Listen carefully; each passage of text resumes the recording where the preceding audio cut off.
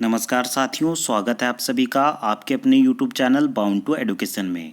मैं आप सभी का स्वागत करता हूं आज की इस नए वीडियो में। दोस्तों, आज का ये video JSSC lab assistant and JSSC PGT के स्टूडेंट्स के लिए बहुत अधिक महत्वपूर्ण होने वाला है। आज के इस वीडियो में JSSC lab assistant and JSSC PGT chemistry से संबंधित प्रीवियस ईयर के क्वेश्चंस को देखने वाले हैं, जिससे आपको एक प्रकार से आइडिया लग जाएगा कि आपके आने वाली परीक्षा में किस प्रकार के क्वेश्चंस बनेंगे। तो चलिए दोस्तों, आज के इस वीडियो को शुरू करते हैं। वीडियो को शुरू से अंत तक जरूर से देखिएगा। अगर आप चैनल पर नए हैं, अभी तक चैनल को सब्सक्राइब नहीं किया है, तो इसे जरूर से सब्सक्राइब कर दे। सामने के बेल का आइकन को भी प्रेस करके रख सकते हैं, जिससे नई वीडियो जब भी आएगा उसका नोटिफिकेशन आपको मिलते रहेगा। और अगर आपने इस वीडियो को अभी तक लाइक नहीं किया है तो इसे जरूर लाइक कर दें। दोस्तों, जेएसएससी लैब असिस्टेंट 2022 का प्रीवियस ईयर का क्वेश्चन किसी भी वेबसाइट पर अवेलेबल नहीं है, लेकिन जितने भी मेमोरी बेस्ड क्वेश्चन थे उन सभी को मैंने करवा दिया है। उनको आप जाकर के प्लेलिस्ट में देख सकते हैं। 2022 में भी 22 में ही साइंटिफिक असिस्टेंट का एग्ज़ाम हुआ था, जिसमें सेम पैटर्न था, सेम सिलेबस था और सेम प्रकार का क्वेश्चन आया था। अर्थात कि जेएसएससी लैब असिस्टेंट में जिस प्रकार के क्वेश्चन आए थे उसी प्रकार का साइंटिफिक असिस्टेंट में भी क्वेश्चन आया था। तो उन्हीं क्वेश्चन को आज की इस वीडियो में देखने वाले हैं, और जिससे आपको एक प्रकार से आइडिया लग जाएगा कि जेएसएससी में किस प्रकार के क्वेश्चन केमिस्ट्री से पूछे जाते हैं। चलिए आज की इस वीडियो को शुरू करते हैं। शुरू से अंत तक जरूर से देखने का प्रयास कीजिएगा। आज का पहला क्वेश्चन है, S block element consist of. S block element में कौन कौन से ग्रुप के एलिमेंट आते हैं? ऑप्शंस को देख लीजिए। Group 13 to 18 elements, group 1 to 2 elements, group 3 to 12 elements, या फिर लेंथेनाइट और एक्टिनाइट सीरीज। अगर आप स्वयं से आंसर देना चाहते हैं तो वीडियो को पॉज करके कमेंट बॉक्स में कमेंट करके आंसर लिख सकते हैं। तो इस क्वेश्चन का करेक्ट आंसर हो जाएगा ऑप्शन बी। ग्रुप 1 एंड 2 के एलिमेंट्स को हम लोग एस ब्लॉक एलिमेंट्स कहते हैं। एस ब्लॉक एलिमेंट्स क्यों कहते हैं? क्योंकि ग्रुप 1 और 2 के जितने भी एलिमेंट्स है उसका लास्ट इलेक्ट्रॉन एस ऑर्बिटल पे एंटर करता है, इसीलिए हम लोग ग्रुप 1 और ग्रुप 2 के एलिमेंट्स को एस ब्लॉक एलिमेंट कहते हैं। ग्रुप 1 के एलिमेंट्स को अल्काली अर्थ मेटल कहते हैं, बहुत अधिक इंपॉर्टेंट है, अल्काली अर्थ मेटल कहते हैं, जबकि ग्रुप 2 के एलिमेंट को अल्कलाइन अर्थ मेटल कहते हैं। दोनों चीज़ों को याद रखेंगे। ग्रुप 1 को और एक नाम से जाना जाता है, 1A इसको लिखा जाता है, इस नाम को भी याद रखेंगे। ग्रुप 2 को 2A के नाम से भी जाना जाता है। तो दोनों ही चीज़ों को याद रखेंगे। इनको याद करने का जो तरीका है वो भी मैंने बता दिया था, शॉर्टकट भी बता दिया था कि किस प्रकार आपको ग्रुप 1 ग्रुप 2 सारे ही ग्रुप के एलिमेंट को याद करना है। ठीक है, तो एस ब्लॉक एलिमेंट में ग्रुप 1 और 2 आता है। उसके बाद पी ब्लॉक एलिमेंट आता है, जो कि 13 से 18 तक के एलिमेंट को हम लोग पी ब्लॉक एलिमेंट में रखते हैं। D block element periodic table के बीच में 10 एलिमेंट आता है, अर्थात कि ग्रुप 3 से लेकर के ग्रुप नंबर 12 तक जितने भी एलिमेंट आते हैं उसको डी ब्लॉक एलिमेंट में रखते हैं। एफ ब्लॉक एलिमेंट में डी ब्लॉक के अंदर ही लेंथेनाइट और एक्टिनाइट सीरीज होता है, उसको हम लोग इनर ट्रांजिशन एलिमेंट कहते हैं, उनको हम लोग एफ ब्लॉक एलिमेंट कहते हैं। ठीक है, तो पीरियोडिक टेबल को मैंने अच्छे से पढ़ा दिया है, और अगर आप उसको वीडियो देखना चाहते हैं तो प्लेलिस्ट में जाकर के देख सकते हैं। हिंदी में भी दिया गया है। हिंदी के स्टूडेंट को इंग्लिश में थोड़ा सा प्रॉब्लम होता है, तो हिंदी में भी आप देख सकते हैं। नेक्स्ट क्वेश्चन को देखते हैं, question number 2। In which of the following spectroscopic techniques gamma radiation is used.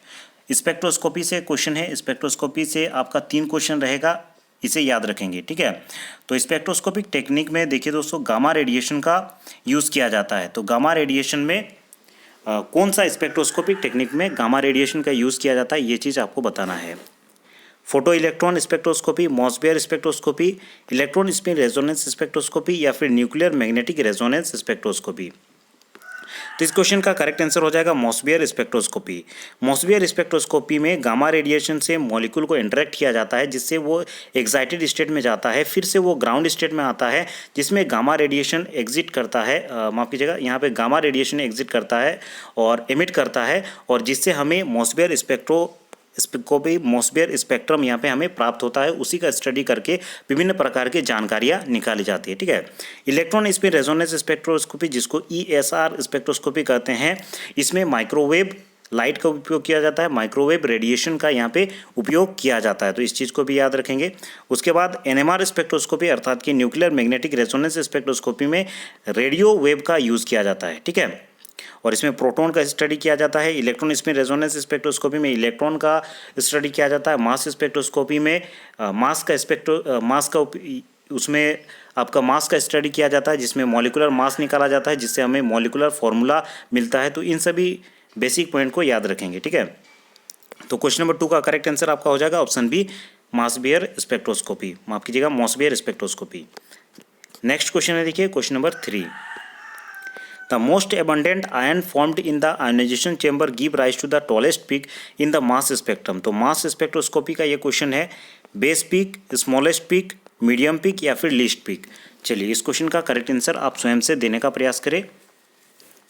तो देखिए the most abundant ion formed, the most abundant अर्थात कि प्रचुर मात्रा में आयन जहाँ पे फॉर्म होता है, कहाँ पे, ionization chamber of mass spectroscopy. तो कौन उस पीक को हम लोग क्या कहते हैं, तो उस पीक को कहा जाता है बेस पीक। ठीक है, मास स्पेक्ट्रोस्कोपी का यूज़ सबसे ज़्यादा पूछा जाता है। मास स्पेक्ट्रम का यूज़ कहाँ किया जाता है, किसी भी मॉलिक्यूल का मॉलिकुलर मास निकालने के लिए। और मॉलिकुलर मास अगर आपको प्राप्त हो जाता है तो एग्जैक्टली आपको मॉलिकुलर फॉर्मूला भी मिल जाता है। ठीक है, तो इस चीज़ का यूज़ याद रखेंगे, मास स्पेक्ट्रोस्कोपी का यूज़। इसका करेक्ट आंसर हो जाएगा ऑप्शन ए, बेस पीक। आगे चलते हैं और नेक्स्ट क्वेश्चन को देखते हैं, क्वेश्चन नंबर 4, अन एसिड टर्न्स, एसिड में अगर आप लिटमस पेपर को डालते हैं तो क्या होता है, ब्लू लिटमस रेड हो जाता है, रेड लिटमस ब्लू हो जाता है, येलो लिटमस ब्लू हो जाता है या फिर येलो लिटमस रेड हो जाता है। इस क्वेश्चन का करेक्ट आंसर अगर आप स्वयं से देना चाहते हैं तो दे सकते हैं। देखिए दोस्तों, एक एसिड में बदल जाता है, लिटमस पेपर किस में बदल जाता है ये आपको बताना है। तो एसिड में देखिए ब्लू लिटमस पेपर रेड हो जाता है। इस क्वेश्चन का करेक्ट आंसर हो जाएगा आपका ऑप्शन ए। वहीं पे अगर बेस की बात करें तो रेड लिटमस में ब्लू हो जाता है। तो क्वेश्चन नंबर 4 का करेक्ट आंसर होगा ऑप्शन ए। नेक्स्ट क्वेश्चन है देखिए, why some transition metal are refer to as noble metal, कुछ ट्रांजिशन मेटल को नोबल मेटल क्यों कहा जाता है। ऑप्शन ए है देखिए because they have low tensile strength, option B है बिकॉज दे हैव माफ कीजिएगा they show the least chemical reactivity, option C है because they have low melting and boiling point, option D है because of low density and hardness. कुछ transition metal को Nobel धातु क्यों कहा जाता है, उनमें तन्यता की ताकत होती है, कम ताकत होती है, रासायनिक अभिक्रिया कम दर्शाते हैं, गलनांक और क्वथनांक कम होते हैं या फिर उनका घनत्व और कठोरता कम होने के कारण। ठीक है, तो सबसे पहले तो आप नोबल किसे कहते हैं इस चीज़ को जान ले। अगर आप सिंपली पीरियोडिक टेबल भी स्टडी किए हैं तो आप सभी को पता होगा 18 के जितने भी एलिमेंट है उसको हम लोग नोबल गैस कहते हैं। नोबल गैस क्यों कहते हैं, क्योंकि वो कम रिएक्टिव होते हैं। ठीक है, यहाँ से भी आपको एक आइडिया लग रहा है कि इनर्ट या फिर नोबल सेम चीज़ होता है जहाँ पे रिएक्शन कम दर्शाते हैं। ठीक है, तो वैसे ही कुछ ट्रांजिशन मेटल्स होते हैं जैसे कि फुल्ली फिल्ड जो होते हैं या फिर जो हाफ फिल्ड होते हैं, वे ट्रांजिशन मेटल ऐसे ट्रांजिशन मेटल होते हैं जो कि नोबल मेटल की तरह काम करते हैं।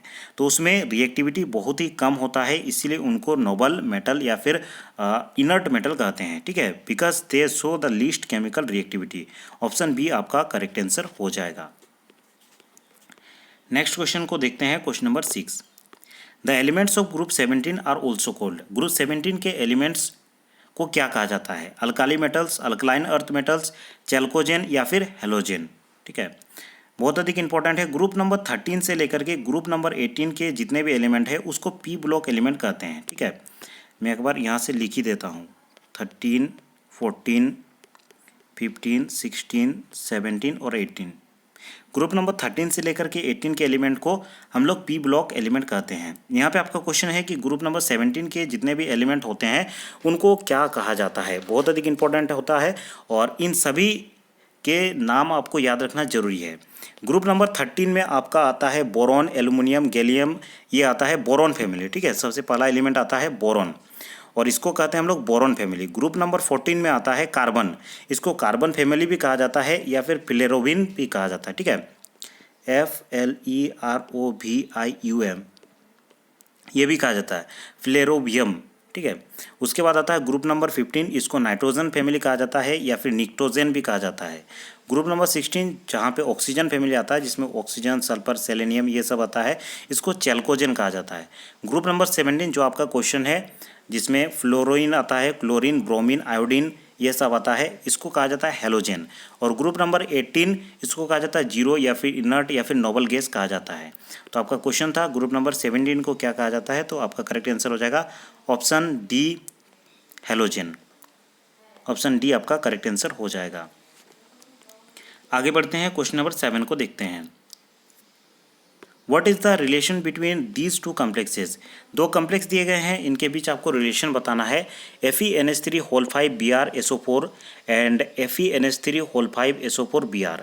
इसमें ऑप्शन देख लीजिए, coordination isomerism, linkage isomerism, option C है आयोनाइजेशन आइसोमेरिज्म या फिर लिगेंड आइसोमेरिज्म। तो इस क्वेश्चन का करेक्ट आंसर हो जाएगा आयोनाइजेशन आइसोमेरिज्म। जहाँ पे आयन के बीच में इंटर कन्वर्जन होता है उसी को आयोनाइजेशन आइसोमेरिज्म कहते हैं। अगर आप इस कंपाउंड को और इस कंपाउंड को ध्यानपूर्वक देखेंगे तो आपको यहाँ पे समझ में आ रहा होगा। यहाँ पे देखिए SO4 कोऑर्डिनेशन स्पेयर के बाहर है, जबकि यहाँ पे कोऑर्डिनेशन स्पेयर के अंदर है। Br देखिए कोऑर्डिनेशन स्पेयर के अंदर है और यहाँ पे Br कोऑर्डिनेशन स्पेयर के बाहर आ गया है। तो इस प्रकार का आइसोमेरिज्म जहाँ भी आपको देखने को मिलेगा उसको हम लोग कहेंगे आयोनाइजेशन आइसोमेरिज्म। ऑप्शन सी आपका करेक्ट आंसर होगा। आगे चलते हैं और नेक्स्ट क्वेश्चन की ओर आगे बढ़ते हैं। नेक्स्ट क्वेश्चन है question number 8। Which of the following metal exist in liquid state eight normal room temperature. Normal room temperature में कौन सा मेटल ऐसा है जो कि लिक्विड स्टेट में मिलता है। मरकरी, इंडियम, रेडियम या फिर नियोन। तो इस क्वेश्चन का करेक्ट आंसर होगा option A mercury. Option A इस क्वेश्चन का करेक्ट आंसर हो जाएगा। आगे चलते हैं और नेक्स्ट क्वेश्चन को देखते हैं। नेक्स्ट क्वेश्चन है देखिए, enhanced stability of complexes containing chelate ring is due to the favourable change in enthalpy, free energy, entropy या फिर स्पिन स्टेट। इस क्वेश्चन का करेक्ट आंसर हो जाएगा ऑप्शन सी एंट्रोपी। ठीक है, एंट्रोपी जिसको डेल एस से भी हम लोग इंडिकेट करते हैं, जिसको हम लोग कहते हैं कि system thermal energy per unit temperature जिसको कहा जाता है, उसी को हम लोग एंट्रोपी कहते हैं। ठीक है, इसका फॉर्मूला आप इस प्रकार से लिख सकते हैं, del S is equal to Q1/T1, माफ कीजिएगा T2 1/T1। इस प्रकार से आप डेल एस निकाल सकते हैं। आगे चलते हैं, क्वेश्चन नंबर 10 को देखते हैं। According to VSEPR theory which of the following molecules has linear shape. VSEPR theory के अकॉर्डिंग कौन सा मॉलिक्यूल का लीनियर शेप है ये आपको बताना है। CH4, BF3, PF3 या फिर BeF2। इस क्वेश्चन का करेक्ट आंसर हो जाएगा, क्वेश्चन नंबर 10 का करेक्ट आंसर होगा ऑप्शन डी BeF2। ठीक है, BeF2 का जो मॉलिक्यूल यहाँ पे शेप है वो लीनियर होता है। ठीक है, VSEPR थ्योरी के द्वारा किस प्रकार से आपको शेप और जियोमेट्री पता चलता है ये चीज़ मैंने बता दिया था। ऑप्शन डी आपका करेक्ट आंसर हो जाएगा BeF2। आगे चलते हैं और क्वेश्चन नंबर 11 को देखते हैं। If VESPR number is to the shape of the molecule is trigonal, planar, tetrahedral, linear या फिर ऑक्टाहेड्रल। तो इस क्वेश्चन का करेक्ट आंसर हो जाएगा ऑप्शन सी लीनियर। ठीक है, अगर बॉन्ड 2 होता है तो लीनियर होगा, 3 होता है तो ट्राइगोनल प्लानर होगा, 4 होता है तो टेट्राहेड्रल होगा, उसके बाद 5 होता है तो आपका पेंटागोनल बाइपिरामिडल होगा, उसके बाद 6 होता है, माफ कीजिएगा, अगर 5 होता है तो ट्राइगोनल बाइपिरामिडल होगा, अगर 6 होगा तो ऑक्टाहेड्रल होगा। ठीक है, इस प्रकार से आप से पता कर सकते हैं। ऑप्शन सी इसका करेक्ट आंसर हो जाएगा, अगर 2 होता है तो लीनियर होगा। नेक्स्ट क्वेश्चन देखिए, question number 12। The molecular shape of the compound FeCO5 इसका शेप क्या होगा। Square pyramidal, square planar, trigonal bipyramidal या फिर स्क्वायर बाइपिरामिडल। तो इस क्वेश्चन का करेक्ट आंसर हो जाएगा क्वेश्चन नंबर 12 का ऑप्शन सी ट्राइगोनल बाइपिरामिडल। ठीक है, VSEPR थ्योरी के द्वारा आप इसे निकाल सकते हैं। इस क्वेश्चन का करेक्ट आंसर हो जाएगा option C trigonal bipyramidal. Next question है देखिए, what is the number of unpaired electrons present in the strong and weak octahedral field respectively for Fe2+ ion. यहाँ पे आपको अनपेड इलेक्ट्रॉन की संख्या बताना है स्ट्रॉन्ग और वीक ऑक्टाहेड्रल फील्ड में Fe2+ आयन के रेस्पेक्ट में आपको बताना है। 2 and 2, 1 and 3, 0 and 4, 0 and 3। Strong ligand के केस में हम लोगों ने क्या पढ़ा था। स्ट्रॉन्ग लिगेंड के केस में हम लोगों ने पढ़ा था MOT में कि पेयरिंग होता है। ठीक है, इसी के कारण D2sp3 हम लोग का फॉर्म हो रहा था। ठीक है, और हाइब्रिडाइजेशन में भी ये चीज़ आपने पढ़ा होगा। जबकि वीक फील्ड लिगेंड के रेस्पेक्ट में हम लोग को क्या मिलता था, sp3D2 ये चीज़ हम लोग को मिलता था। क्यों मिलता था, क्योंकि यहाँ पे पेयरिंग नहीं होता था। तो इसी से संबंधित ये क्वेश्चन पूछा गया है कि Fe2+ आयन में आपका अनपेयर्ड इलेक्ट्रॉन की संख्या क्या होगा। ठीक है, तो अगर आप स्प्लिटिंग इस टाइप से बनाएंगे तो आपको ये चीज़ क्लियर हो जाएगा। तो इस क्वेश्चन का करेक्ट आंसर हो जाएगा क्वेश्चन नंबर 13 का ऑप्शन सी 0 और 4। स्ट्रॉन्ग फील्ड लिगेंड के केस में यहाँ पे देखिए पेयरिंग हो जाएगा, जिसके कारण अनपेयर्ड इलेक्ट्रॉन क्या हो जाएगा 0, जबकि वीक फील्ड लिगेंड के केस में पेयरिंग नहीं होता है, इसीलिए अनपेयर्ड इलेक्ट्रॉन यहाँ पे 4 बच जाता है। तो इसका करेक्ट आंसर हो जाएगा ऑप्शन सी। आगे चलते हैं और नेक्स्ट क्वेश्चन को देखते हैं। नेक्स्ट क्वेश्चन है देखिए, विच of the following octahedral complexes shows diamagnetic behaviour. कौन सा ऐसा ऑक्टाहेड्रल कॉम्प्लेक्स है जो कि डायमैग्नेटिक बिहेवियर शो करता है। डायमैग्नेटिक बिहेवियर अर्थात कि अनपेयर्ड इलेक्ट्रॉन एक भी नहीं होगा। पैरामैग्नेटिक बिहेवियर अर्थात कि there must be unpaired electron. Unpaired electron होता है तो पैरामैग्नेटिक शो करता है, अगर अनपेयर्ड इलेक्ट्रॉन नहीं होता है तो डायमैग्नेटिक शो करता है। तो नीचे आपका कन्फिग्रेशन निकालना होगा, जिससे आपको पता चलेगा कौन सा अनपेयर्ड इलेक्ट्रॉन है किसमें और किसमें अनपेयर्ड इलेक्ट्रॉन नहीं है।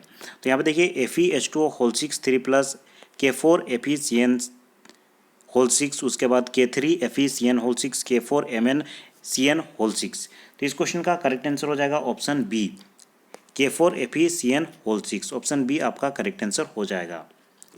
आगे चलते हैं और नेक्स्ट क्वेश्चन को देखते हैं। एक यहाँ पे रिएक्शन दिया गया है CrCO6 + NaBH4। आपका क्या प्रोडक्ट बनेगा यह आपको बताना है। Na2Cr2CO10, Na2Cr2CO12, Na2Cr3CO12, Na2Cr3CO10। तो इस क्वेश्चन का करेक्ट आंसर हो जाएगा क्वेश्चन नंबर 15 का ऑप्शन ए। इसमें प्रोडक्ट क्या बनेगा Na2Cr2CO10। ऑप्शन ए आपका करेक्ट आंसर हो जाएगा। उसके बाद देखिए, an example of metal cluster with no bridging ligand is. कौन सा ऐसा एग्जाम्पल है जिसमें मेटल क्लस्टर आपको फॉर्म होगा जिसमें किसी भी प्रकार का ब्रीजिंग लिगेंड नहीं होगा। Fe2CO9, Fe2CO12, Mn2CO12 या फिर CO2CO8। इस क्वेश्चन का करेक्ट आंसर हो जाएगा आपका Mn2CO10। देखिए दोस्तों, pH scale lies in the range. PH scale में कितना से कितना तक रेंज होता है, 0 to 14, 1 to 14, 1 to 10 या फिर 0 to 10। तो क्वेश्चन नंबर 17 का करेक्ट आंसर हो जाएगा ऑप्शन ए, 0 to 14 आपका पीएच स्केल में रेंज होता है, जहाँ पे 1 से 7 तक जो होता है वो एसिडिक होता है, 7 से 14 तक बेसिक होता है। ठीक है, नेक्स्ट क्वेश्चन है देखिए, the strongest Bronsted base among the following is. Bronsted base और एसिड से बहुत सारे क्वेश्चन बनते हैं, तो इसमें आपको बताना है कि स्ट्रॉन्ग कौन सा ब्रोंस्टेंट बेस है।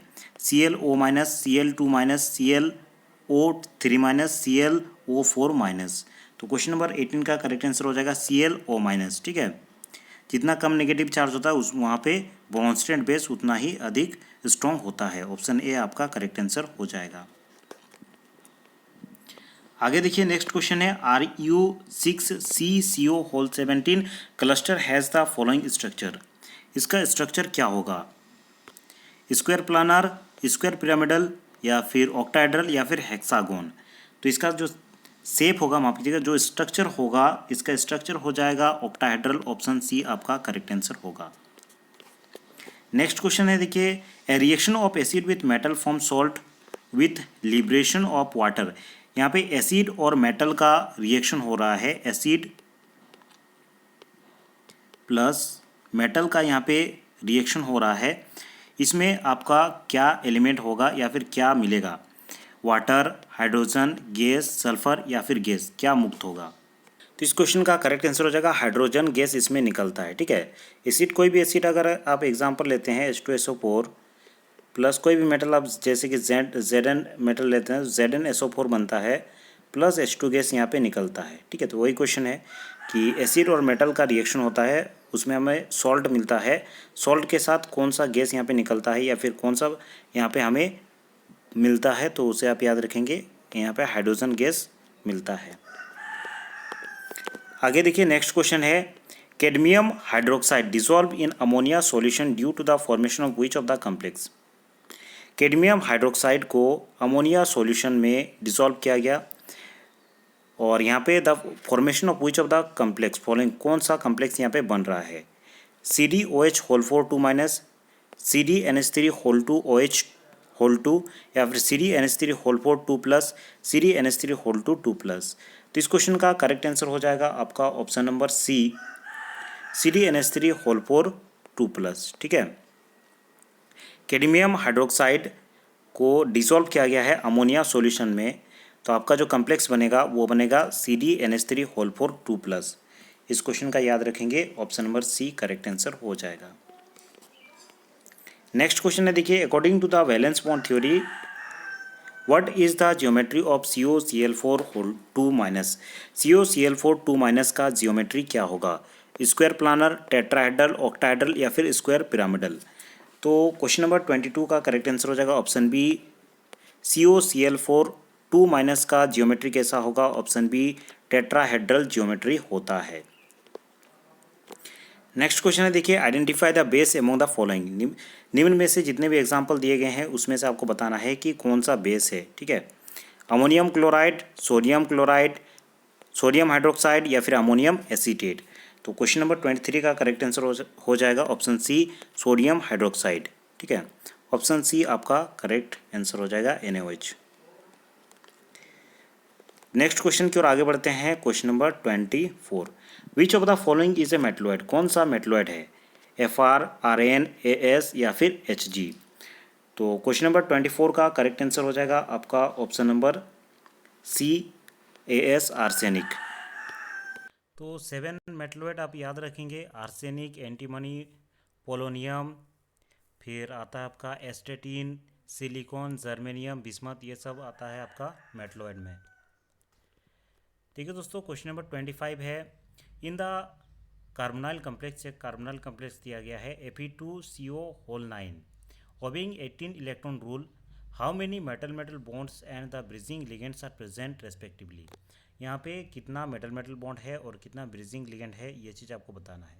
1 and 3, 2 and 3, 0 and 4, 2 and 2। तो इस क्वेश्चन का करेक्ट आंसर हो जाएगा आपका ऑप्शन ए 1 and 3।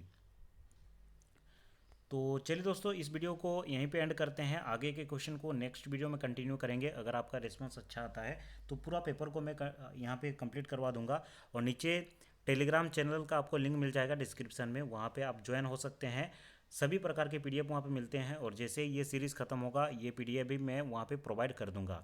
अगर आपको JSSC लैब असिस्टेंट केमिस्ट्री से संबंधित ऑब्जेक्टिव बुक का PDF चाहिए, ठीक है, ऑब्जेक्टिव बुक के तैयारी के लिए PDF चाहिए, तो नीचे आपको टेलीग्राम ID का लिंक मिल जाएगा। ID में आप डायरेक्टली आप मैसेज कीजिएगा, या फिर आप जाकर के सर्च कीजिएगा बाउंड टू एडुकेशन।